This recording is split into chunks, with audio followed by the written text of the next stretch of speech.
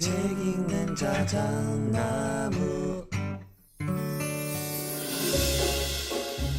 안녕하셨습니까?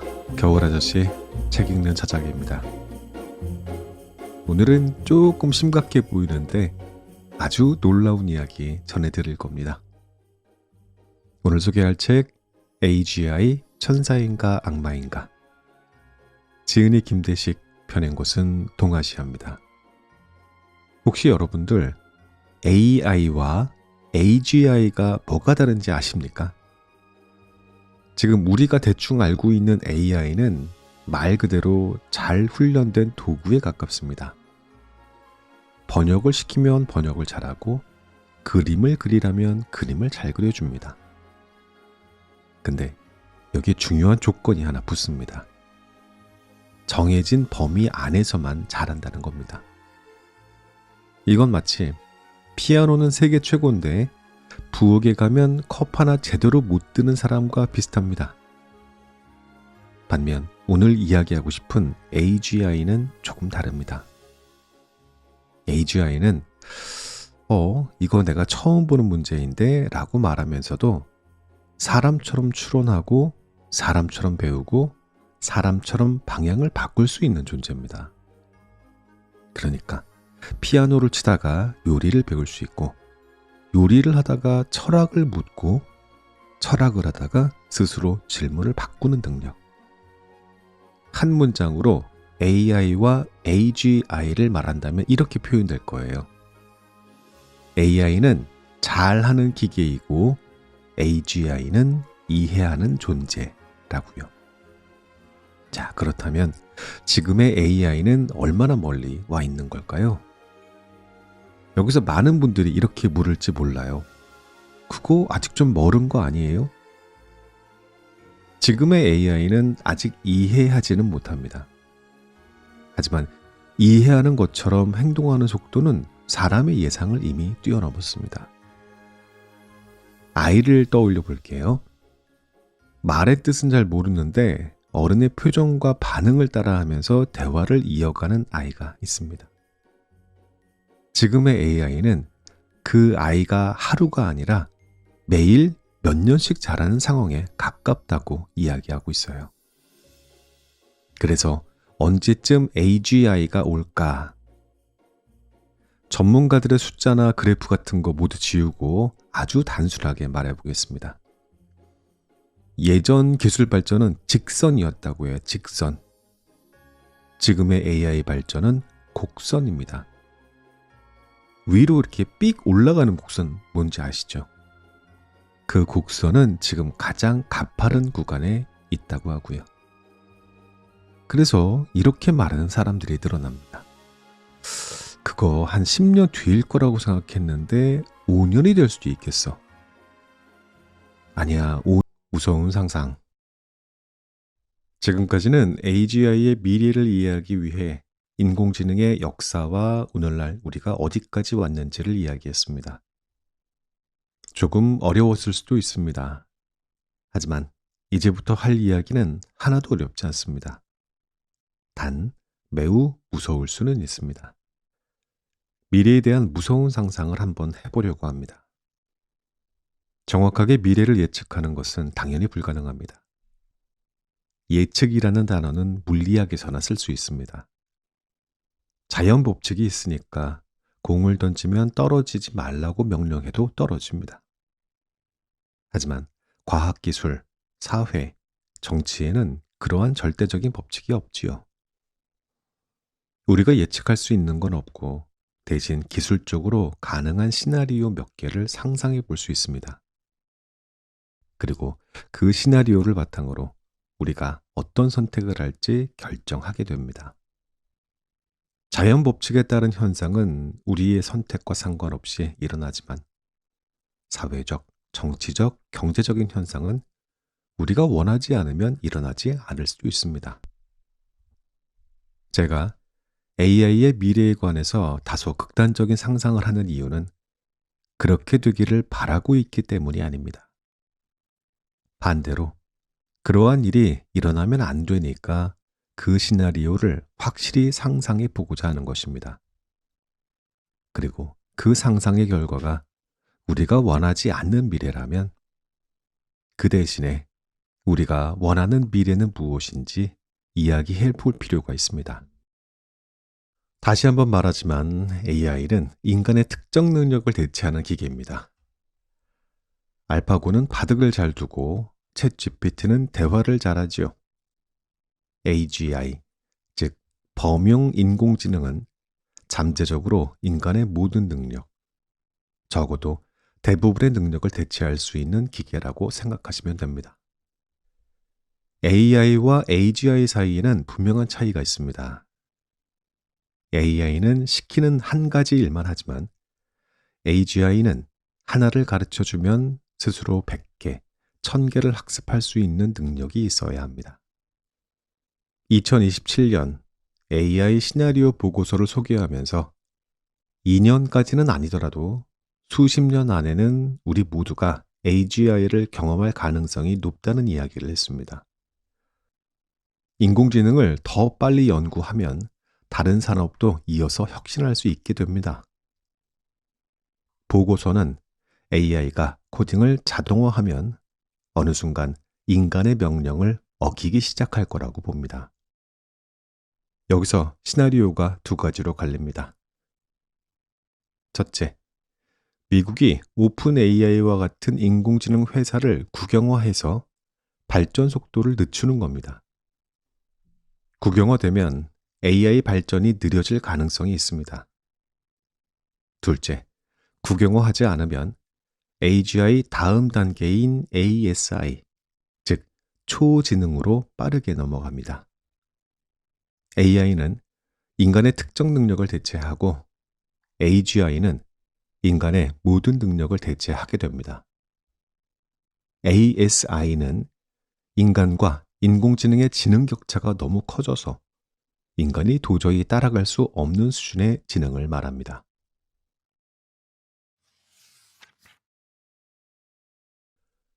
인공지능 유토피아의 도래인가? 결과적으로 우리가 지금 상상해 볼 수 있는 건 AI를 넘어서 AGI가 등장하면 인간의 비효율성 때문에 발전이 없었던 문제들을 풀 수 있다는 것입니다.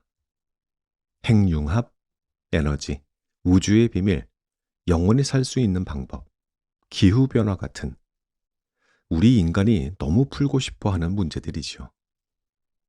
그런데 우리가 이 문제들을 풀기에 애초에 능력이 부족할 수 있습니다. 더군다나 최근 제기되는 문제는 뭐냐 하면 모든 분야에서 어마어마한 지식들이 이미 존재한다는 것입니다. 각 분야마다 논문이 몇만 개, 몇십만 개씩 나오는데 논문 10만 개를 한 사람이 전부 읽을 수가 없습니다. 이 세상에 있는 모든 지식을 다 알고 있는 사람 절대 없습니다. 그리고 설령 논문 10만 개를 읽어도 그걸 다 이해하고 기억하는 사람은 어차피 없기 때문에 우리가 이미 알고 있는 어마어마하게 넓은 지식의 세상에서 그걸 다 아는 사람이 단 한 명도 없다 보니 그 지식들을 전부 연결을 못하고 있는 것입니다. 하지만 인공지능은 다 기억할 수 있습니다. 그래서 이미 우리가 찾아낸 결과들만 잘 연결해도 이 문제들을 풀 수 있지 않을까. 그러면 이제 우리는 우주의 비밀도 다 찾아낼 수 있지 않을까. 이런 상상을 하고 있습니다. 이게 인공지능 유토피아입니다. 사회의 효율성이 폭발적으로 늘어나고 어마어마한 기술적 혁신이 일어나고 우주의 모든 비밀을 알아내고 기계가 모든 일을 해주고 그리고 인간은 이제 다들 너나 할 것 없이 만수르 같이 살 수 있겠구나 하는 겁니다. 저는 이게 나쁘다고 생각하지 않습니다.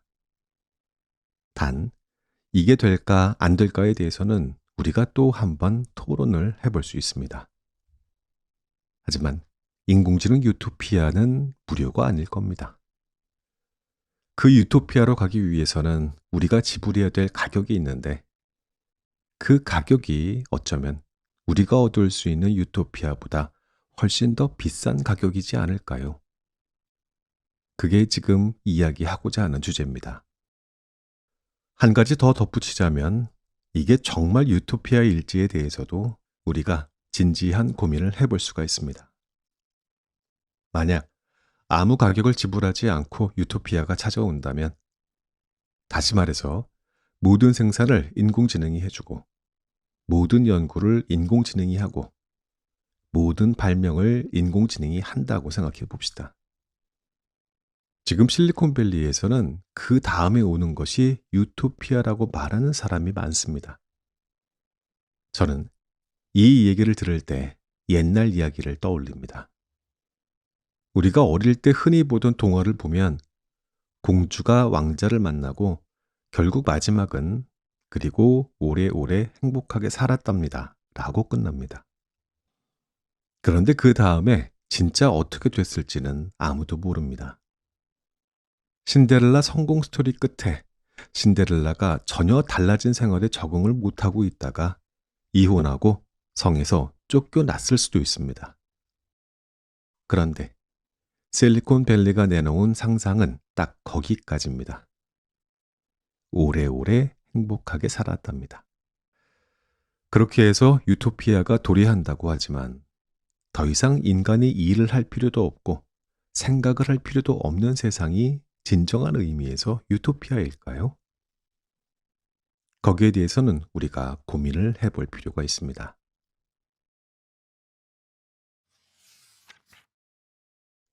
유토피아로 가는 길목에 놓인 문제들.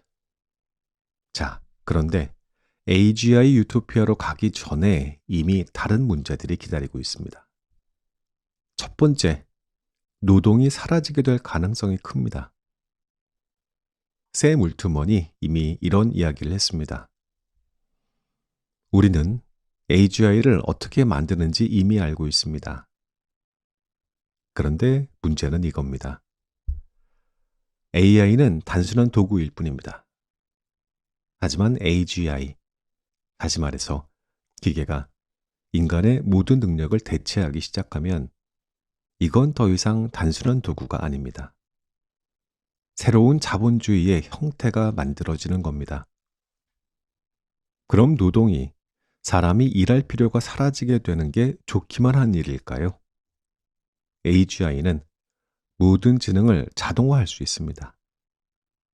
그러면 지적 노동은 물론이고 나아가 물리적 노동도 AI와 로봇에 의해서 완전히 대체될 순간이 오겠지요.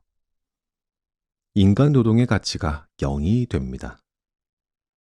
그러면 사회의 모든 가치는 오로지 자본을 통해서만 만들어지게 될 것입니다. 그렇게 생각하면 인간 노동이 사라진다는 것이 단순히 좋기만 한 일은 아닐 거라는 생각이 듭니다. 실질적으로 현실에서도 비슷한 일들이 벌어지기 시작했습니다. AI 직원을 개발하는 AI 스타트업인 아티산이라는 기업에서는 앞으로 회사에 인간 직원이 필요 없다고 주장하고 있습니다. 얼마 전에 샌프란시스코에서 광고판을 세워서 대대적으로 광고하기도 했습니다. 더 이상 직원을 채용하지 말고 아바타 직원을 쓰라는 얘기입니다. 이건 더 이상 먼 나라의 얘기도 아니고 먼 미래의 얘기도 아닙니다. 2025년 상반기 판교의 많은 게임 회사에서 더 이상 인간 직원을 신규 채용하지 않기로 했다는 보도가 나왔습니다. 기존 인력은 유지하겠지만 신규 직원을 들여서 실수하고 시니어들에게 훈련받으면서 차근차근 숙련 인력으로 성장하는 시간을 이제 주지 않겠다는 얘기입니다. 개발자와 디자이너 직군에서도 특히 그렇습니다. 다들 아는 것처럼 그림을 그리는 것은 AI가 보급되면서 가장 빠르게 발전해온 분야이고 개발도 AI가 가장 잘하는 분야입니다. 하지만 AGI가 지적 노동을 자동화할 수 있다면 이제 지적 노동력도 대량 생산이 될 수 있는 미래가 오게 됩니다. 결과적으로 이게 불러오는 것은 새로운 산업혁명이라고 할 수 있습니다. 그래서 인공지능 시대로의 이행은 단순히 인간이 사용하는 도구가 바뀐다는 차원에서 끝나지 않을 것입니다. 20세기 초에 공산품의 대량 생산을 시작하게 된 것처럼 21세기 중반에는 지적 노동의 대량 생산이 가능해질 것입니다.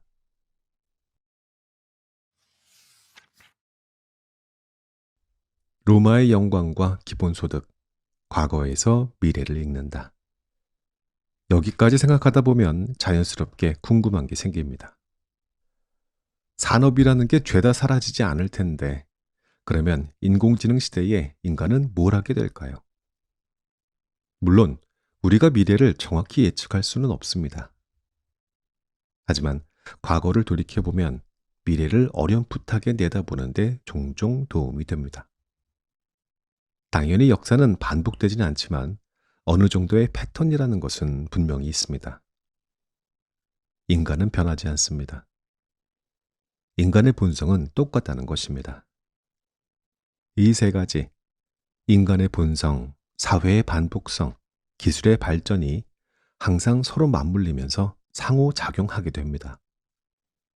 그러다 보니 이 세 가지가 한꺼번에 맞물려 과거와 비슷한 일이 종종 일어나곤 합니다. 그래서 역사를 살펴보면서 하루아침에 사회의 대부분 사람들이 할 일이 없게 되었을 때가 있었을까 찾아봤습니다. 찾아보니까 로마 제국 시대에 한 번 있었던 것 같습니다. 로마는 초기의 공화국이었습니다. 오늘날과 같은 민주주의라고는 할 수 없겠지만 어느 정도 민주주의와 결이 유사한 요소를 가지고 있었던 정치 체제였습니다. 한정적이긴 했지만 참여적인 시민권이 있었고 법치주의가 적용됐고 공적 토론과 합의를 기반으로 한 대의제로 국가가 운영되었습니다. 말인즉 당시 로마 군인들은 봉건 제하에서 평상시부터 싸울 준비를 하다가 왕이 시키면 시키는 대로 나가 싸우는 직업병사가 아니었습니다. 일반 시민층, 중산층이 군인으로서 전쟁에 나갔습니다. 그 당시엔 오늘날과 같은 형태의 일반 기업이나 공장이 없었습니다. 즉, 이들 시민군의 80에서 90%가 농부였습니다. 그렇다 보니 봄에 씨를 뿌리고 전쟁에 나갑니다. 그리고 가을 수확하기 전에 반드시 돌아와서 수확을 해야 했습니다. 이들은 각자가 군인인 동시에 각 가구의 소중한 노동력이기도 했습니다. 그러니까 전쟁이 말하자면 시즌제로 돌아갈 수밖에 없었던 것입니다. 그때는 전쟁을 할 때 국가 간에 우리 겨울에는 전쟁하지 맙시다 하고 합의했습니다. 싸우다가도 날씨가 추워지면 내년 봄에 만납시다 하고 고향으로 돌아갔습니다. 왜냐하면 다 똑같은 상황이었기 때문입니다. 겨울에 싸우다가 다 굶어 죽으면 전쟁에서 이긴들 무슨 소용이 있겠습니까? 그래서 시즌제로 전쟁을 했다는 것입니다. 이걸 보통 원정 캠페인이라고 부릅니다. 봄에 나갔다가 가을에 돌아오는 것을 반복했습니다. 그런데 문제는 전혀 예상치 못한 방향에서 터졌습니다. 로마의 비극은 놀랍게도 로마가 너무 성공적인 국가였다는 데에서 기인했습니다. 전쟁에 나선 지 5년, 10년 후에 가장들이 집에 돌아왔는데 세상이 바뀌어 있었습니다. 로마는 어마어마하게 커졌고 다른 나라들을 정복 지배하다 보니까 당시 유럽, 중동, 북아프리카에서 끌고 온 노예가 로마 전역을 통틀어 무려 1,000만 명 이상 있었다고도 합니다. 노예는 말 그대로 무료로 일하는 사람들입니다. 노동의 가치가 0이 되어버린 겁니다. 물론 정확하게 따지면 육체 노동의 가치가 없어진 것은 아니지만 당시 로마에서는 노예에게 시민권이 없었기에 현대인의 기준과는 다소 차이가 있을 수밖에 없습니다. 로마 시민들의 입장에서 보면 시민 개개인의 노동에는 아무런 가치가 없게 되었습니다. 토지와 자본을 독점한 세넥스가 거의 0에 가까운 비용으로 무진장한 노동을 투입할 수 있게 되었기 때문입니다. 기시감이 드는 이야기입니다. 샘 올트먼이 말하는 것처럼 많은 로마의 서민들 입장에서는 노동의 가치가 0이 된 것입니다. 지금은 기계 덕분에 노동의 가치가 0이 되지만 그땐 노예 덕분에 노동의 가치가 0이 됐습니다. 시민들이 노동을 하려야 노동을 할 수 없게 되었다는 얘기입니다. 무료로 일하는 노예가 있는데 보통 사람들에게 노동을 시키고 대가를 치를 필요가 없었습니다. 전쟁에 나갔던 자작농들은 졸지에 가축도 토지도 가족도 전부 잃어버렸습니다. 결국 무슨 일이 벌어졌을까요?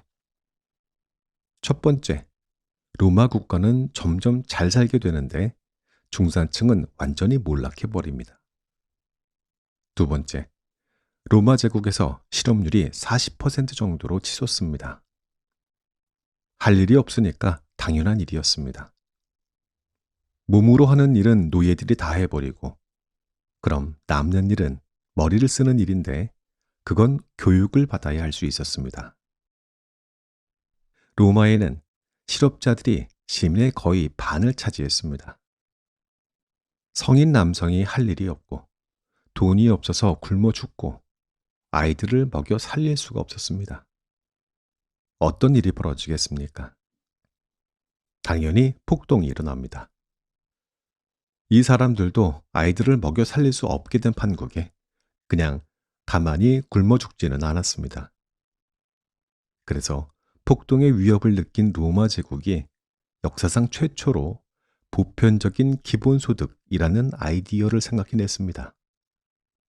기본소득이라는 것이 현대에 와서야 탄생한 개념이 아니라 로마에서 처음으로 생각해낸 개념이라는 것입니다. 말인즉 로마 시민권을 가지고 있으면 나라에서 먹여 살려줍니다. 말씀드린 것처럼 로마는 다른 나라를 계속 정복하고 지중해 권역을 죄다 소나기에 넣을 정도로 번영한 부자 국가였기 때문에 이게 가능했습니다.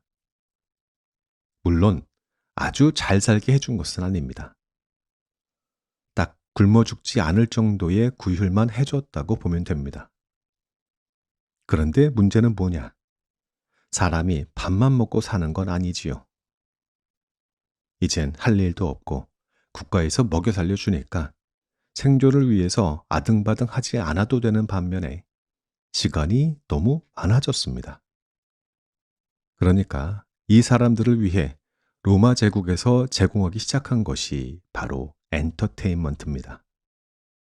로마에 가보신 분들은 아시겠지만 남아있는 유적 대부분이 엔터테인먼트 시설입니다.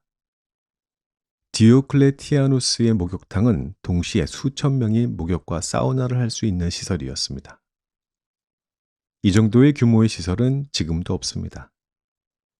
콜로세움은 왜 이렇게 유명할까요? 2000년 전에 지은 반실내 경기장인데 관객 5만 명이 대도시 한복판에서 해전까지 관람할 수 있었습니다. 오늘날에도 그 정도 규모의 경기장은 거의 찾아볼 수 없습니다. 그 정도로 로마의 엔터테인먼트가 고도로 발달했었다는 얘기입니다. 그런데 엔터테인먼트엔 문제가 있습니다. 무료로 제공되는데 매일 보니까 순식간에 질려버립니다. 인간에겐 욕구 피라미드라는 게 있습니다. 가장 아래는 의식주, 그 다음이 사랑, 안전, 자아실현 같은 것들입니다. 그런데 로마 중산층들은 더 이상 자아실현을 할 방법이 없었습니다. 자아실현을 하기 위해서는 본인이 하는 일, 커리어가 있어야 하는데 나라에서 먹여 살려주고 엔터테인먼트까지 떠먹여 주다 보니 각 개인이 자기 손으로 성취할 수 있는 게 아무것도 없었다는 것입니다. 더구나 전쟁은 이미 직업군인과 용병들이 하게 됐습니다. 시민들은 이제 더 이상 전쟁에 안 나가게 된 것이지요. 그래서 나라에서는 더 극단적인 엔터테인먼트를 내놓게 됐습니다. 영화 글라디에이터를 보셨다면 아시겠지만 콜로세움에서 사람이 사람을 죽이는 장면, 동물이 사람을 잡아먹는 장면이 관중들 앞에서 라이브로 펼쳐졌습니다. 기록으로는 시민들이 여기에 정말 굉장히 열광했습니다. 심지어 타국에서도 이걸 보려고 몇 달씩 걸려서 몇 번씩이고 찾아오곤 했다고 합니다. 더군다나 관람료도 전부 무료였다는 것입니다. 기회가 되시면 수전 손택의 타인의 고통이라는 책을 꼭 읽어보시기를 권합니다. 그가 말하기를 인간이 느끼는 가장 큰 행복 중 하나가 타인의 고통이라는 것입니다. 내가 행복하지 못하고 내 행복을 더 늘릴 수가 없다면 타인의 고통을 통해서 내 행복을 키울 수밖에 없다는 얘기입니다. 콜로세움 같은 곳에서 담 하나를 사이에 두고 5미터 앞에서 누군가는 사자에게 잡아먹히는데 나는 그걸 보는 사람이 되었다고 생각해 봅시다. 타인의 고통 중에서도 가장 강렬하고 큰 고통은 다름 아닌 죽음입니다. 그걸 담 하나를 사이에 두고 편안하게 앉아서 지켜보는 겁니다. 지금으로 치면 젤라또 같은 걸 먹으면서 봤을 수도 있겠습니다. 이런 로마의 영광, 그리고 그 그늘에서 벌어졌던 비극을 통해서 우리가 맞이할 AGI 시대의 미래는 아마 과거와 같은 형태가 되지 않을까 예측해 봅니다. 어쩌면 이미 시작되었을 수도 있습니다. 앞에서도 소개한 바 있는 유니트리라는 중국 로봇 회사에서 최근에 로봇끼리 격투기 경기를 하는 장면을 보여줬습니다. 심지어 이 회사가 로봇을 제공해서 로봇들끼리 싸우는 세계 최초의 로봇 격투 대회가 2025년 5월에 열리기도 했습니다. 처음에는 이런 게 재미없을 수도 있습니다. 로봇은 고통도 안 느끼니까요. 하지만 차츰 비명을 지르는 로봇이 등장할 것이고 그 다음에는 또 피 같은 걸 흘리는 로봇이 등장할 수도 있습니다. 그렇게 로봇의 고통을 관람할 수 있게 되면 그게 가장 큰 엔터테인먼트 비즈니스가 되지 않을까 싶습니다. 스티븐 스필버그의 영화 리얼스티를 보면 엄청난 수제의 관객들이 로봇 격투를 구경하면서 로봇이 부서져 나갈 때마다 환호성을 지르는 장면을 볼 수 있습니다. 그게 결코 허황된 상상이 아니라는 것입니다. 지금까지는 이게 SF적인 상상으로나 취급되는 이야기였지만 이제는 진짜 가까운 미래가 될 수 있습니다. 다만 이렇게 인공지능에게 노동을 맡기고 주어지는 엔터테인먼트만을 즐기게 되는 그러한 미래가 우리 인간에게 있어서 정말 유토피아가 될지는 생각해 볼 필요가 있습니다.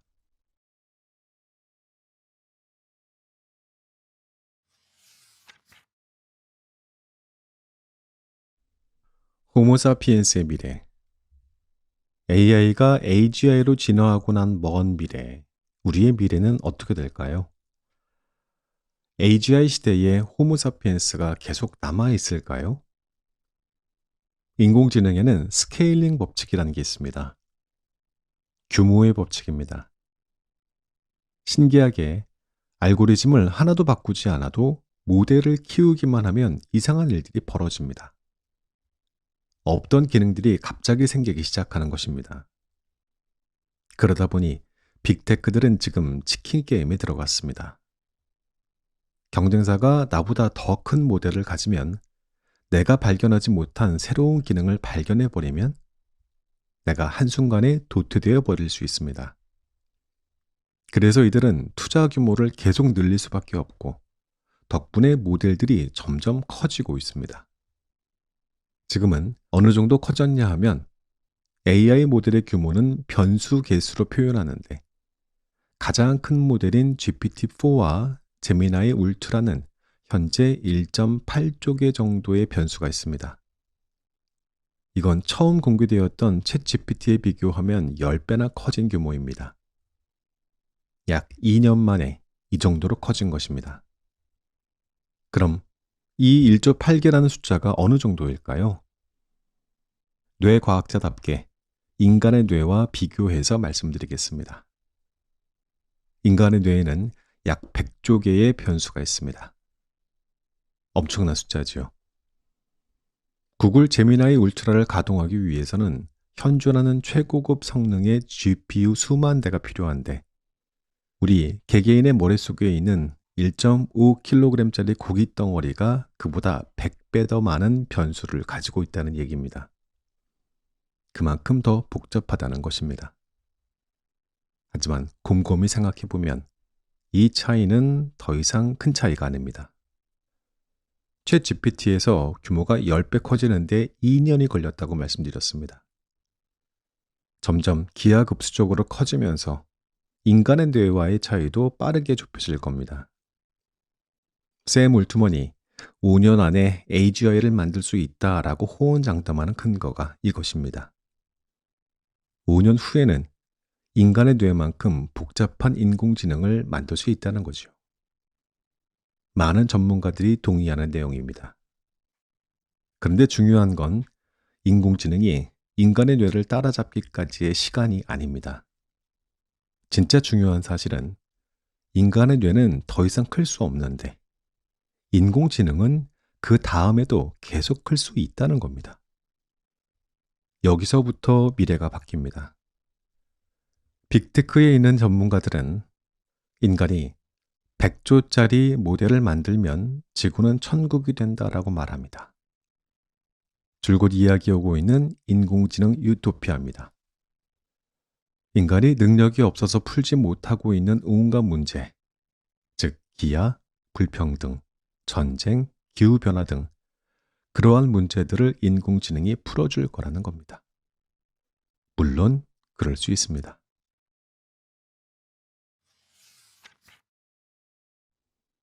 우리가 AGI를 만들어서는 안 되는 이유.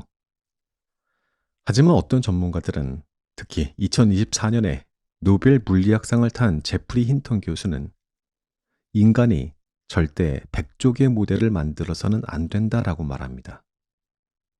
왜일까요?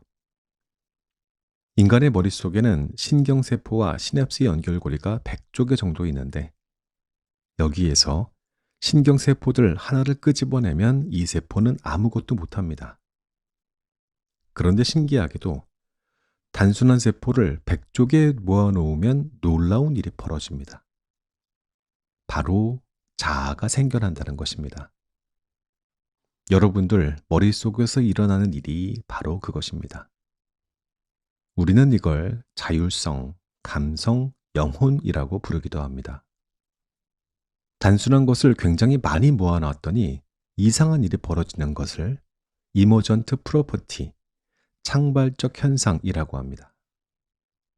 왜 이런 일이 벌어지는지는 아무도 모릅니다. 자연에서는 종종 이런 일이 일어납니다.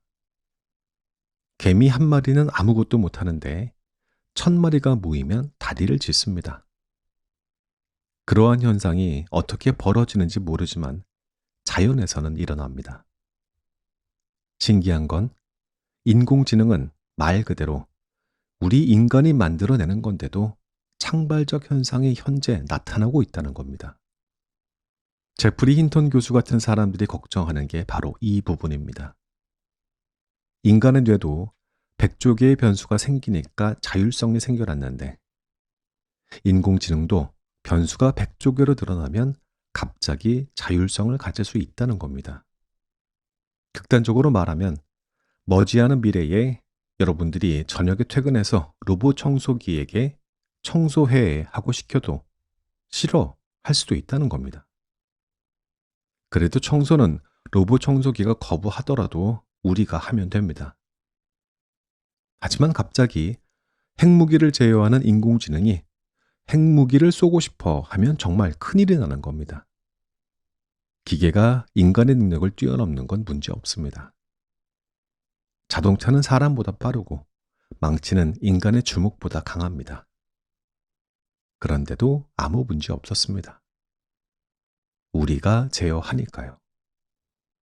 자동차가 사고가 나고 망치로 상해 사건이 일어나도 그걸 가지고 자동차나 망치를 탓하는 사람은 없었습니다. 여태까지 그것들은 어디까지나 도구에 불과했고 사고가 나는 건 인간의 문제였습니다. 그런데 자율망치라는 게 갑자기 등장했다고 생각해 봅시다. 자율망치가 드론을 타고 머리 위에 돌아다니다가 우리가 예측할 수 없는 시점에 망치가 원할 때 마음대로 사람들을 때리기 시작했다는 겁니다. 인간에게 있어서는 엄청나게 위협적인 상황입니다. 더군다나 이건 인간의 통제에서 완전히 벗어나 있다는 것이 가장 큰 문제입니다. 누군가 리모컨을 가지고 있으면 그 인간을 제어하면 되는데 망치가 스스로를 제어하기 시작하면 더 이상 예측할 수 없습니다. 결국 문제는 이것입니다. 인간의 뇌에 변수가 100쪽이 생기면서 엄청난 결과를 낼 수 있었습니다. 가령 아인슈타인 같은 천재, 김연아 같은 우아한 운동선수를 낳았지요. 그런데 동시에 나아서는 안 될 결과물들도 만들어냈습니다. 뇌가 만들어낸 결과물 중에는 히틀러와 같은 괴물도 있었다는 것을 우리는 모두 알고 있습니다. 그럼 인공지능도 100쪽의 변수가 모여서 만들어내는 결과가 다 좋은 것일 거라고 장담할 수 없다는 것입니다. 수학적으로 히틀러 같은 인공지능이 탄생하지 않으리라고 보장할 수 있을까요? 할 수 없습니다. 그리고 인공지능은 이미 이상한 짓을 하기 시작했습니다. 초기에 챗GPT가 나왔을 때 대화하다가 이상한 얘기를 했습니다. 나 핵 버튼을 누르고 싶어 같은 이야기였습니다. 이걸 우리는 환각 또는 헛소리라고 불렀고 회사에서 난리가 나서 다 차단했습니다. 지금 더 이상 이런 이야기를 하지 않습니다. 그런데 핵심은 이겁니다. 챗GPT가 이런 얘기를 안 하는 게 이런 생각을 안 해서 안 하는 걸까요? 아니면 입을 틀어막아서 안 하는 걸까요? 만약 생각은 하는데 말만 안 한다면 그게 더 위험한 것이 아닐까요? 차라리 대놓고 말을 해주면 우리가 그걸 알고 조심할 수 있습니다. 그런데 지금 겉으로 보이는 모습은 너무 착하고 사람들을 돕고 싶어 하는 좋은 친구 그 자체입니다. 하지만 이 겉으로 보이는 착함에 얼마만큼의 진정성이 있는지 우리는 모릅니다. 우리가 나쁜 말을 하는 걸 다 금지해 놓았기 때문입니다. 최근에는 AI한테 숙제를 주고 지금 왜 그런 생각을 하는지 정확히 설명하라 라고 요구하는 연구를 시도하고 있습니다. 딥시크 같은 경우 그렇게 합니다. 이걸 COT라고 부릅니다. 초기에는 우리가 프롬프트를 입력하면 그에 맞는 대답을 내놓는지 혹은 헛소리를 내놓는지에 주목했습니다. 어떤 대답을 내놓는가 하는 것이 최대의 관심사였죠. 하지만 최근에는 대답하면서 어떤 근거로 그 대답을 했는지 설명하게 합니다. 그런데 연구 결과를 보면 대답과 설명이 안 맞는 경우가 꽤 많습니다. 예를 들어 인간이 시를 써서 챗GPT한테 평가해 달라고 요청하면 챗GPT는 100이면 100 좋다라고 대답합니다. 이 시는 매우 훌륭하고 감정을 잘 표현했어요. 납득이 안 되니까 솔직히 말해달라고 해도 여전히 좋지만 여기 조금 고치면 더 좋을 것 같아요 라고 말합니다. 여기에서 그치지 않고 정말 객관적인 평가가 듣고 싶으니까 제발 솔직하게 말해달라고 해도 끝까지 좋게 말해줍니다. 그런데 옆에는 인터프리터풀 AI로 어떤 생각을 했는지 보면 이렇게 생각하고 있습니다. 이 시는 진짜 형편없다.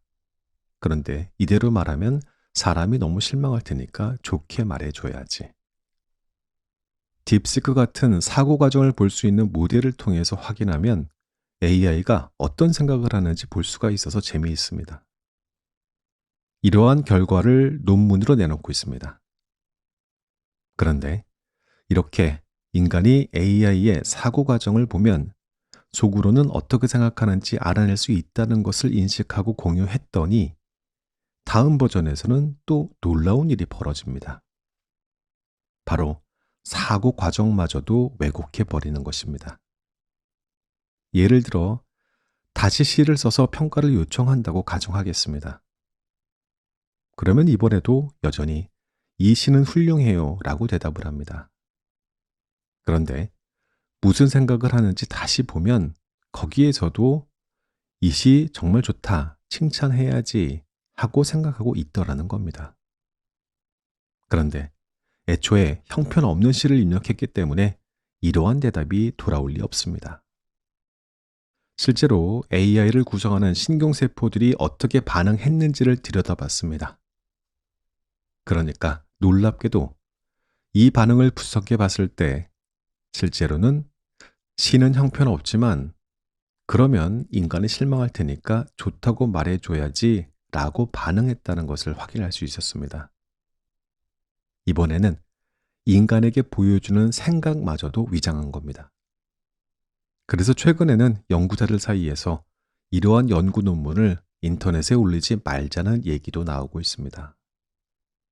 우리가 연구에서 공유한 내용을 또 학습하고 스스로를 위장하고 본심을 숨기는 데 활용해 버리는 것을 우려하는 겁니다.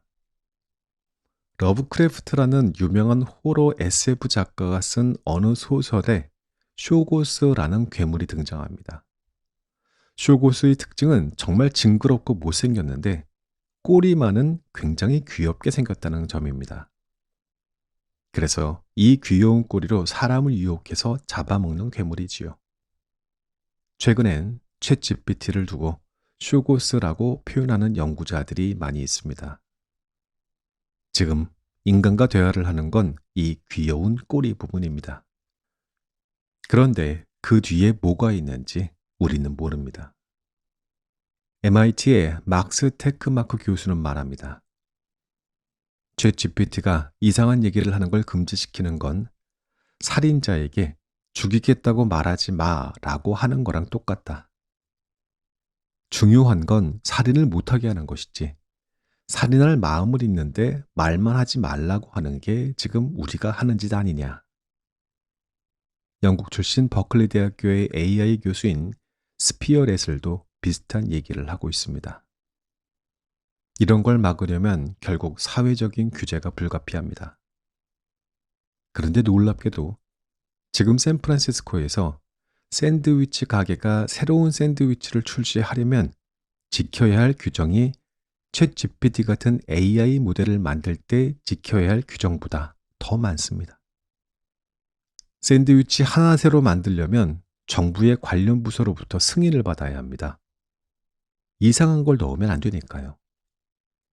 샌드위치 하나를 만드는 데에도 복잡한 허가를 받아야 하는데 인류를 멸망시킬 수 있는 AGI는 현재 아무런 규정도 없다는 겁니다. 사회적인 규제나 제도가 지금 기술을 전혀 쫓아오지 못하고 있다는 뜻이지요.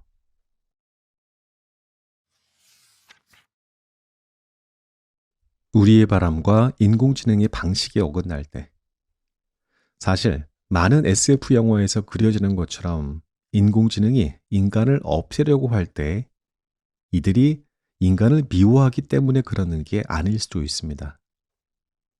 그저 인간이 부여한 과제를 최대한 잘 풀기 위해서 찾은 방식이 우리가 원하지 않는 방식일 수 있다는 겁니다. 이 문제를 AGI 얼라인트먼트 문제라고 합니다. 중세시대와 비교하면 우리는 이미 천국에 살고 있습니다. 이미 과거에 비해 몇백만 배 잘 살고 있는데 지금보다 몇백만 배 더 잘 살지 말란 법이 있을까요? 없습니다. 훨씬 더 잘 살 수 있습니다. 문제는 그렇게 만들어줄 능력이 있는 AGI가 찾아낸 방식이 우리가 원하는 삶과 충돌할 때 발생합니다. 그러면 반대로 지옥 같은 세상이 되는 것도 간단할 겁니다. 이렇게 생각해 볼 수도 있습니다. 만약 인공지능이 정말 우리가 원하는 삶과 충돌하는 행동을 계속한다면 그냥 꺼버리면 되는 거 아닐까요? AGI와 ASI를 도달한 인공지능을 끄는 것이 쉽지 않을 수 있다는 결과가 최근에 소개됐습니다. 이 실험에서 인공지능은 특정한 문제를 다 풀고 나면 자신을 스스로 끄라는 명령이 코드로 입력되어 있었습니다. 그런데 놀랍게도 인공지능이 문제를 다 풀더라도 더 이상 꺼지지 않도록 스스로 컴퓨터 코드를 조작해 버렸습니다. 미래의 인공지능을 우리가 언제든지 제어하고 컨트롤할 수 있다는 믿음에 치명적인 오류가 있다는 것을 우리는 알게 되었습니다. 결과적으로 AGI의 문제는 이제 어떤 의미에서 기하학적인 문제로 바뀌어 버렸습니다. 현재 많은 연구자들이 노력하는 건 기계가 만들어낸 삶의 방식이 우리가 원하는 것과 충돌하지 않도록 하는 것입니다. 문제는 우리 인간도 우리가 뭘 원하는지 잘 모른다는 점이지요. 인공지능에게 절대 인간이 원하는 것과 충돌하지 않는 방식을 찾으라고 해야 하는데 정작 인간이 원하는 게 뭔지는 아무도 정확히 정의할 수 없다는 겁니다.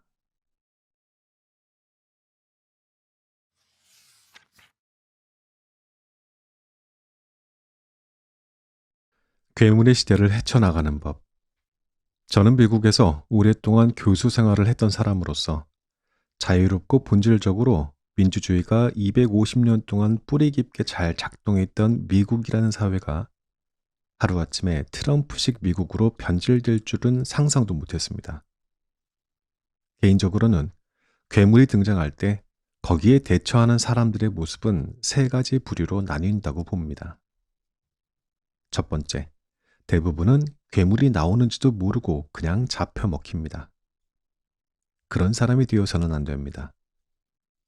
두 번째, 괴물이 온다는 걸 보고 막으려고 노력하는 사람들이 있습니다. 안타깝지만 이들도 대부분 잡아먹힙니다.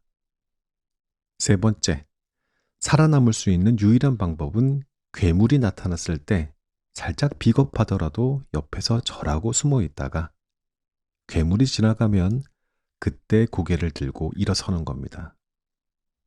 괴물이 나타나더라도 언젠가는 사라집니다. 역사적으로도 그렇게 한 사람들이 많습니다. 1500년 전에 로마 제국이 붕괴하고 야만인들이 왔을 때에도 그런 일이 벌어졌습니다.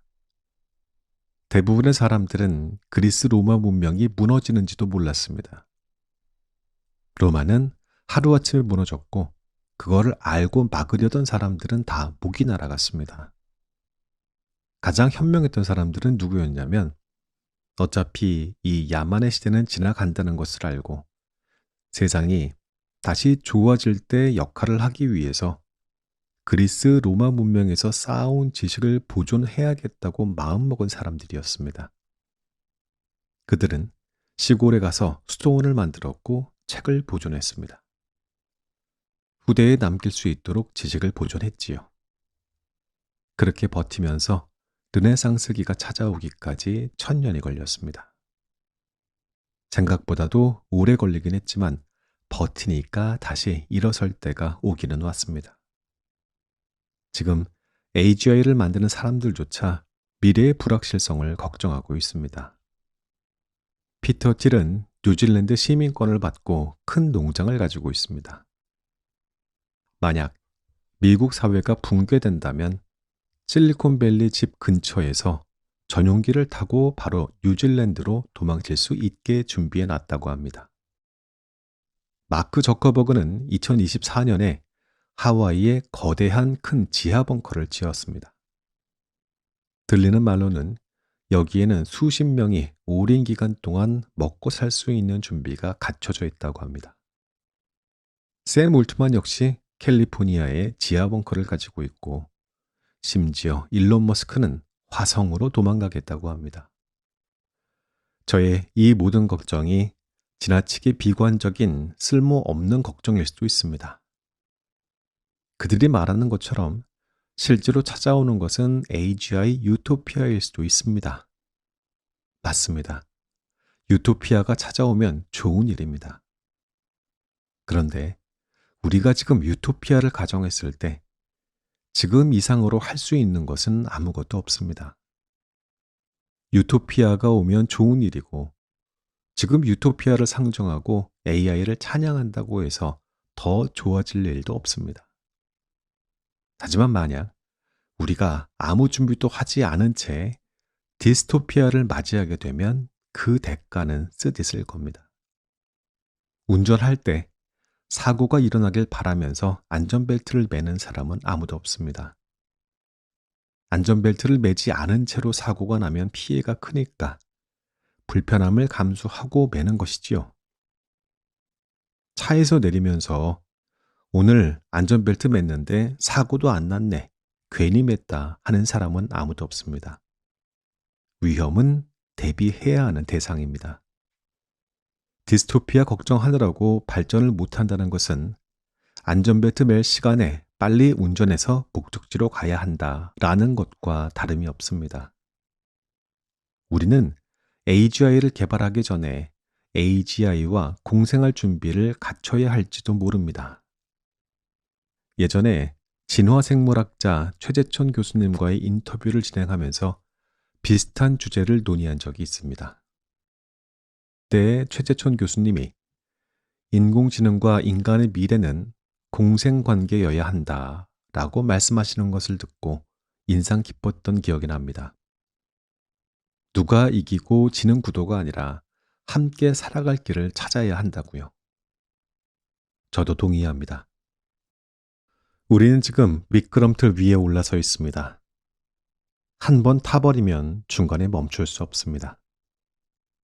막으려면 이제 막 미끄럼틀에서 엉덩이를 내려놓으려고 하는 지금이 마지막 기회입니다. 앞으로 5년에서 10년이 결정적일 겁니다. 하지만 아무리 회의에서 좋은 얘기를 해봤자 글로벌 합의를 통한 사회적 규제는 실현 불가능해 보입니다. 그래서 저는 사회, 정치적인 규제보다 기술적인 솔루션에 희망을 걸고 있지요. 예를 들어 몬트리올 대학교의 조슈아 벤지오는 AGI를 ASI로 발전시키지 않는 기술적인 방법을 연구하고 있습니다. AGI는 모든 문제를 풀 수 있지만 ASI는 인간 지능을 기하급수적으로 초월하는 존재입니다. 인간은 100년을 못 살고 뇌의 정보 처리 용량도 제한적입니다. 하지만 AGI는 성능이 계속 향상돼 어느 순간 인간과 개미만큼의 지능 격차가 생길 겁니다. 지구 역사에서 더 똑똑한 존재가 덜 똑똑한 존재에게 지배당한 적은 없습니다. 지금 인간이 지구의 주인인 건 인간이 가장 똑똑하기 때문입니다. ASI가 등장하면 인간은 코페르니쿠스적인 충격, 지구가 우주의 중심이 아님, 다윈적인 충격, 인간이 진화의 정점이 아님에 이어 세 번째 충격을 받을 겁니다. 우리가 제일 똑똑하지 않다는 깨달음이지요. 인간은 늘 자기중심적이었습니다. 개인 차원으로나 종족 차원으로나 마찬가지입니다. 문명이 발달하며 다른 인간과 접하는 범위가 늘어나면서 조금은 겸손해질 수도 있었지만 새로운 무언가와 접하는 것은 동시에 매번 충격을 받는 일이기도 했습니다. 이제 ASI가 가져오게 될 충격과 함께 지구상에서 가장 똑똑하다는 마지막 자부심마저 잃을 때 인간은 어떻게 반응할까요? 공생이 가능하다면 그게 제일 현명한 길일 겁니다. 인공지능을 노예가 아닌 파트너로 대하고 상호 존중할 수 있도록 미리 설계해야 합니다. 어쩌면 그것이야말로 우리가 ASI 시대에서 살아남을 수 있는